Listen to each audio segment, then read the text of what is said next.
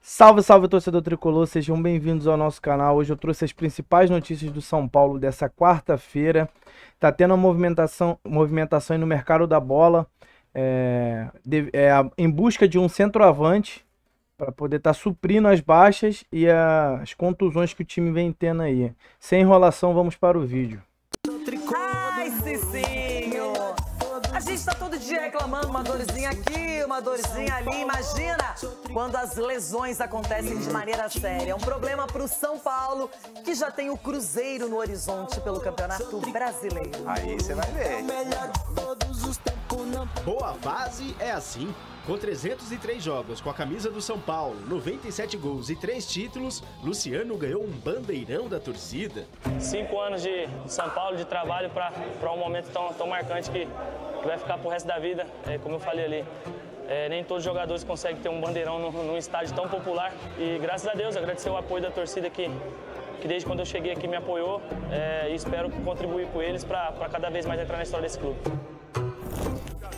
Boa fase, ambiente leve, o estilo do companheiro vira brincadeira. Arboleda não pode cabelo não, tá de sacanagem, pô. Ô, Luciano, pode falar não, vai não. Tá vendo? É pra começar aí? Tô ainda, não, comigo. Ah, tá.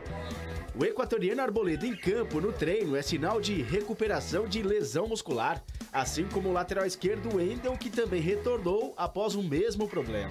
Boa fase! Em 13 jogos sob o comando de Hernan Crespo foram 7 vitórias, 4 empates e 2 derrotas. Eliminado na Copa do Brasil, mas classificado para as quartas de final da Libertadores da América. No Brasileirão, são 8 partidas de invencibilidade. Em 9 jogos, subiu da 14ª colocação com 12 pontos para a 7ª com 32. 74% de aproveitamento. Mas é possível ter problemas em meio à boa fase? Para o São Paulo, sim. Artilheiro do time na temporada com 14 gols, André Silva é o terceiro centroavante que o tricolor perde em 2025, devido à lesão de ligamento no joelho. O primeiro foi Caleri, depois foi a vez de Rian Francisco. Ambos passaram por cirurgia no joelho esquerdo.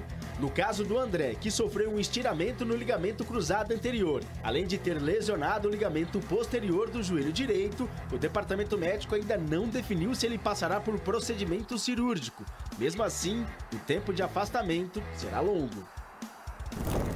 O único centroavante que Crespo tem no elenco é o argentino Juan de Neno, de 30 anos. Em 8 jogos desde que chegou do Cruzeiro, nenhum gol. Não vem agradando. Se não contratar um reforço para a posição, a opção seria improvisar o chileno Gonzalo Tapia, que em 6 jogos desde a sua estreia já marcou 2 gols. La verdad que siempre lo he dicho, cuando llegué me sentí uno más, parte del equipo. Y eso te lo hace sentir los compañeros, el cuerpo técnico. Me sentí muy cómodo el primer día. Boa fase é assim. Os problemas não superam o bom humor. Uma lástima, tenía que chegar antes. Tá aí, feliz da vida no Campeonato Brasileiro. O São Paulo se organizou, agora tem esse problema das lesões. A cada rodada o Crespo tá lidando com uma baixa, com jogadores importantes. É complicado, Cicinho. É complicado, Renata, é complicado porque são lesões assim sérias, né, que afasta os jogadores por um espaço grande de tempo, né? Então, para o São Paulo isso é ruim. Tem jogadores com essa característica, né? O Dineno, o Caleri se lesionou, o André Silva substituiu a altura fazendo gols e agora tem o Dineno com essas características e o Luciano também que pode fazer esse papel ali do homem-área, né? Então o São Paulo não é que não tem jogadores para suprir essas ausências. E precisa sim de contratação. Acredito que o São Paulo vai no mercado, solucionou esse problema da transfer ban, então o São Paulo está correndo atrás de um atacante. Mas enquanto não chega, acredito que o Dineno seja essa substituição imediata e pode jogar ali com o Luciano. Não está à altura, mas está passando por esse período de adaptação. E o Crespo, né, esse treinador que deu essa nova cara para o São Paulo, acredito que tem, né, essas possibilidades aí, tem essas peças para poder substituir e continuar no ritmo bom que o São Paulo está vivendo, que é esse bom momento. Tem o chileno Tapia, né, que pode jogar também mais centralizado. Acredito que ele, improvisado, assim, improvisado, poderia suprir essa ausência, mas ele, pela banda do campo, ele rende melhor. Você não gostava do André Silva? Você falava um monte aqui do André Silva. Não é agora você tá chorando por causa do André Silva? Não é questão de gostar. Eu gosto, eu amo minha esposa. Os jogadores eu acabo, eu sou admirador. Assim, ele é simpatizante. Então, assim, o André Silva estava vivendo um bom momento, mas gostar mesmo é da minha digníssima e a minha paixão pelo tricolor, né? Isso sem dúvida. Eu gosto desse modo sincerão, hein? Sincero Cícero. Vou falar agora sobre mais um atacante oferecido ao São Paulo. Contei para vocês no vídeo da hora do almoço que o tricolor havia recebido a sugestão de Carlão, vice-artilheiro da Série B, com 8 gols, ele veste a camisa da Ferroviária, é um jogador que já havia sido sugerido para o São Paulo depois de um bom campeonato paulista pelo Noroeste. A nova sugestão é de Lautaro Dias, atacante argentino que pertence ao Cruzeiro. Havia sido comprado do Independente Del Valle por 16 milhões de reais. E a ideia do Cruzeiro era recuperar esse dinheiro. Acontece que as propostas que chegaram ao Cruzeiro foram todas por empréstimo, até por isso, nesse momento, o Cruzeiro já cogita emprestar o atleta, jogador que em outros momentos já havia sido sugerido, indicado e até buscado pelo São Paulo. Só para completar, em relação ao Lautaro, ele teve uma proposta oficial do Grêmio, a coisa não fechou na última hora por decisão do Cruzeiro. A proposta do Ceará foi descartada pelo atacante argentino, enquanto o Santos entrou em tratativas na semana passada. O Alexandre Matos gosta muito do Lautaro, mas a diretoria do Cruzeiro não quis fazer negócio. Fiquei com a impressão de que o veto ao Santos se deu por conta de Alexandre Matos como dirigente do Santos. A relação entre cruzeirenses e santistas não é tão boa por conta da presença do Matos. Né, que saiu sentindo dores musculares, e também do André Silva, né, cara, que teve uma lesão um pouco mais séria, que foi uma lesão ligamentar do joelho. Quais as informações você tem sobre essas lesões do São Paulo? Quanto tempo esses jogadores podem ficar fora? Eles foram reavaliados ali dentro do CT do São Paulo? Traz para o torcedor, porque Marcos Antônio titular, André Silva titular, e o André Silva que pode ter ali um período até mais longo ali para recuperação, né, cara? Verdade, Cainho. Assim, vamos explicar primeiro, passo a passo, o que aconteceu com cada um dos jogadores. Bora. Vou começar com o Marcos Antônio, que é um pouquinho mais fácil, e acho que era o mais óbvio. O André Silva até chegou a surpreender um pouco a gente e os torcedores, porque na partida, depois do lance, ele sai normalmente como um jogador substituído por uma opção técnica do Crespo. E hoje houve esse incômodo, o André foi fazer os exames e foi constatada essa lesão também. Mas vamos começar pelo Marcos Antônio. Ele teve detectado uma lesão muscular na região posterior da coxa esquerda. Aquela lesão tradicional de posterior de jogador de desgaste. E aí, o Marcos Antônio teve um pouquinho mais recente, foi na 16ª, 17ª rodada do Brasileirão. Não, minto, mais lá para trás, contra o Grêmio. E ele sentiu a mesma lesão, dor na coxa. Uma coisa não tem nada a ver com a outra, mas ela serve de parâmetro para a gente imaginar o quanto tempo o Marcos Antônio vai ficar fora de combate pelo São Paulo, né? Naquela ocasião, e em lesões musculares, o normal é que o jogador fique de fora de 3 semanas a 4, de 3 semanas a 1 mês fora. Nessa lesão anterior, Cainho, o Marcos Antônio ficou fora de 28 dias sem jogar pelo São Paulo. Quase um mês, né? Quase um mês, praticamente um mês. Se contarmos do domingo, esse último domingo, né, que o São Paulo entrou em campo contra o Galo, até o jogo contra a LDU, são 27 dias.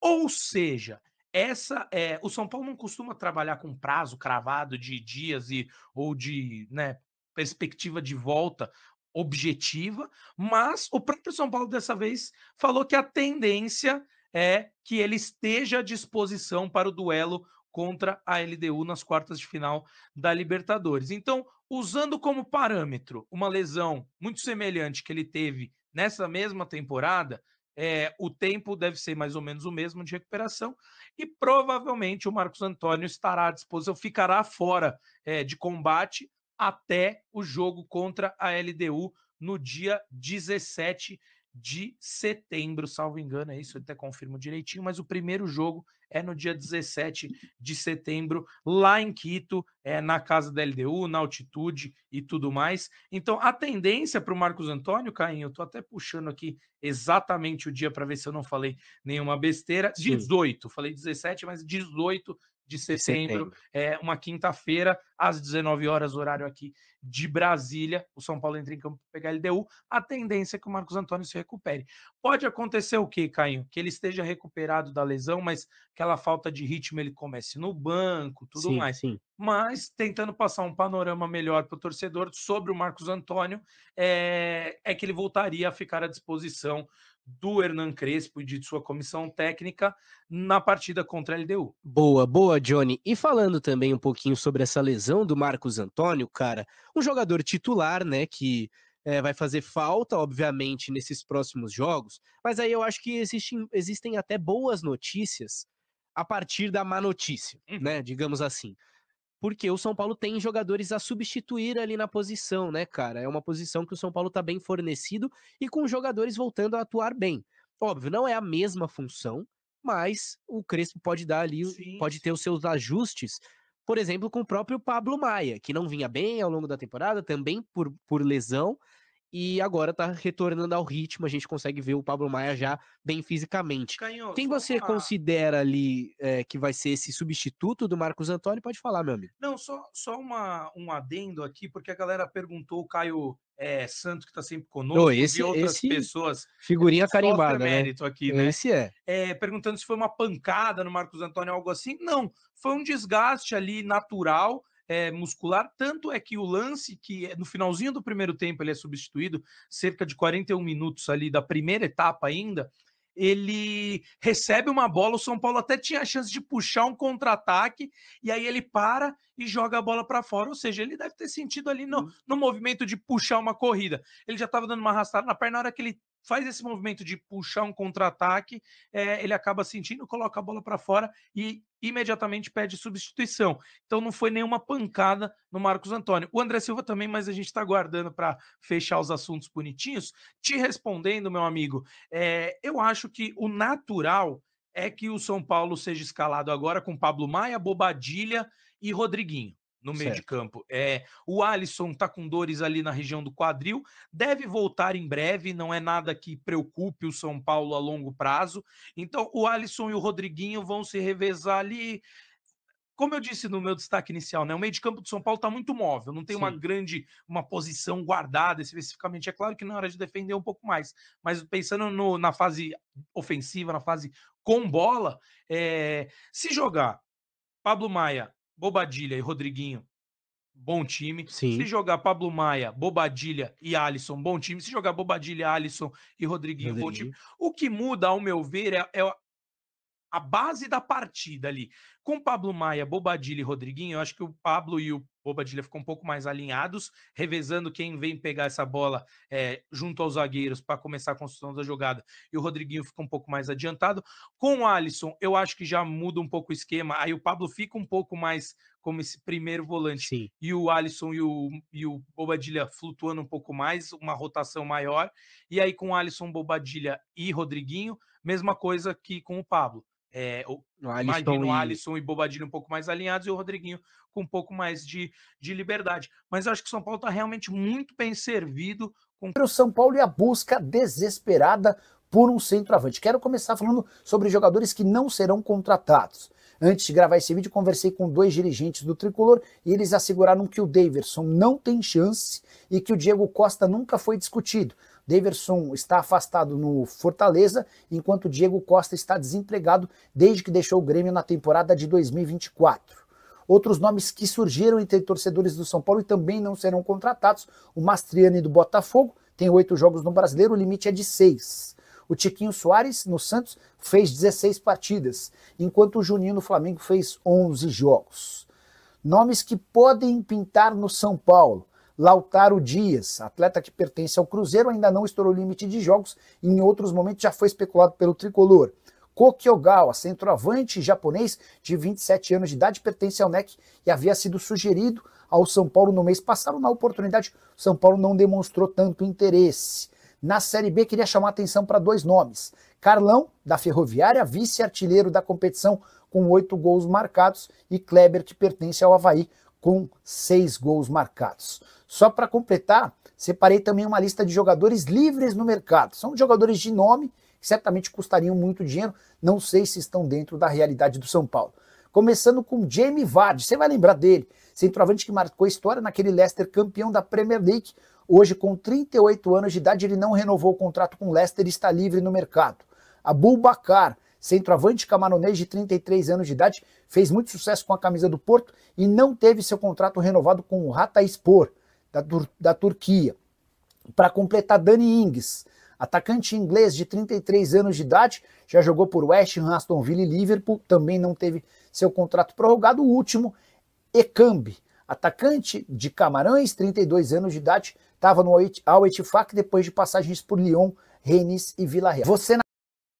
É isso, torcedor, esse foi o vídeo de hoje. Comente se você hoje fosse o presidente do São Paulo, quem você contrataria como centroavante aí para reforçar o time. Lembrando que sábado tem São Paulo e Cruzeiro. Não vai ser um jogo fácil para o São Paulo. O Cruzeiro aí que está na 3ª posição e o São Paulo na 7ª. É isso. Se inscreva, comente, deixe seu like e até a próxima.